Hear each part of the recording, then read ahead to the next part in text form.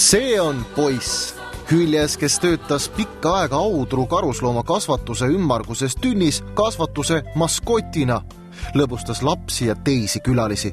Audru karuslooma kasvandus pani oma äri kokku ja Hülgepoiss jäi ootama oma saatust. Aga meile see asi ei meeldi. Me ei ole need pädevad otsustama, kas need tingimused on õiged või ei ole, aga aja jooksul on inimeste teadlikkus loomadest kasvanud ja meile tuleb tohutult kaebusi, et antud momendil on see Hüljes küll kogu selle kasvanduse nagu häbiplekiks. Ja oma arust on tingimused täitsa normaalsed.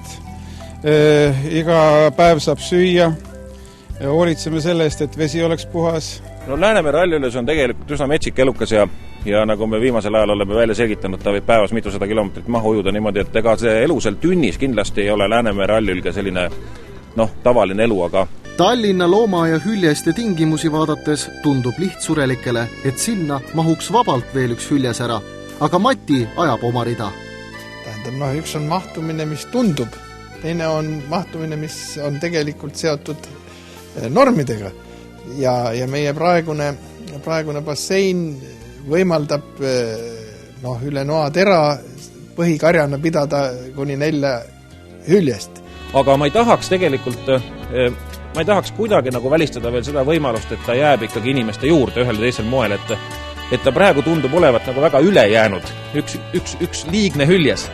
Aga me võiksime ikkagi proovida leida võimalusi teda ütleme niimoodi, mitte ära visata. Keegi ei hakka teda hukkama, me teeme kõik endast ja ka mõtlen, et inimesed, kellel on mõtteid, pakkugu ideid välja, kuidas leida Hülgepoissile uus kodu.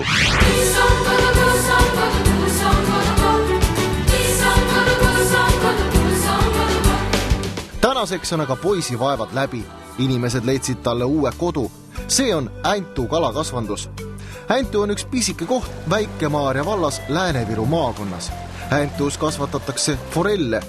Muide, enamus Eesti vabaõhu lõbustusasutusi, kus saab forelli püüda, tarib oma forellid tiikidesse just Äntu kalakasvandusest. Nüüd on see paik koduks ka poisile.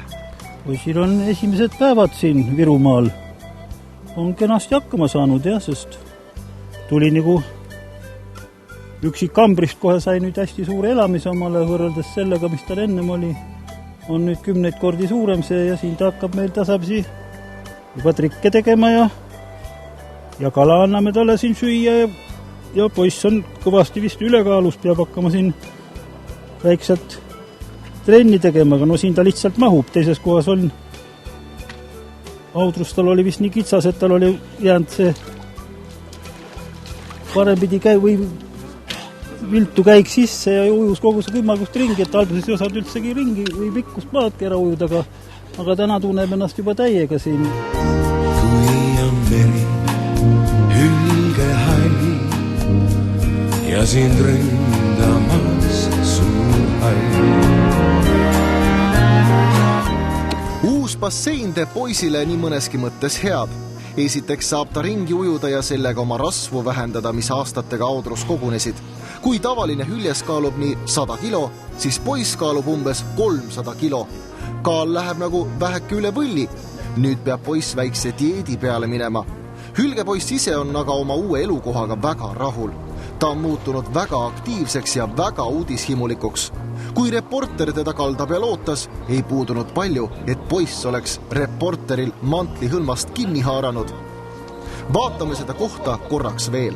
Nii hea on mööda siis, et kuskil rannani ja meres väike maja ootamas on nüüd.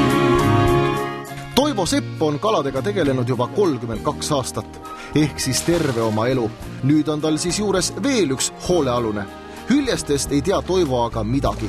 Põhisöögiks on poisil olnud räim, aga nüüd ta seda enam eriti ei taha, sest kõrval basseinis võre taga on ju tonnide kaupa elusat forelli. Ta selleks ole ka siin, et esiteks tema pärast, et tal on nüüd ikka fantastilised elamisvõimalused ja teiseks muidugi, mis seal salata. Lapsed ja kõik on väga huvitatud sisemaal, niisugune loom siin elab. Kindlasti tulevad vaatama, jah. Muide, uue kodu pakkujaid Hülgepoisile oli palju. asja tegid ära siiski Äntu kalakasvanduse mehed. No meie peremees on niisugune novaatorlik ja kõigist asjast võtab kohe kinni ja nagu õige peremees peab tänapäeval olemagi, sellepärast et mõtleb nii ärile kui mõtleb ka loomaheaolule, sest loomaarmastaja küll ta on siin pidanud neid väikesed kääbussigu ja kõik on tema juures nagu koha leidnud ja nendega ta siin on tegutsenud ja järelikult sellest see nii kiire reaktsioon muidugi oli ja mis seal salata, tingimused on head, et oleks nüüd taht ainult mingit äri hakata ajama või reklaami, aga lihtsalt siin on tore vaadata, kui niisugune loomik ujub ja tunneb täit mõnu sellest.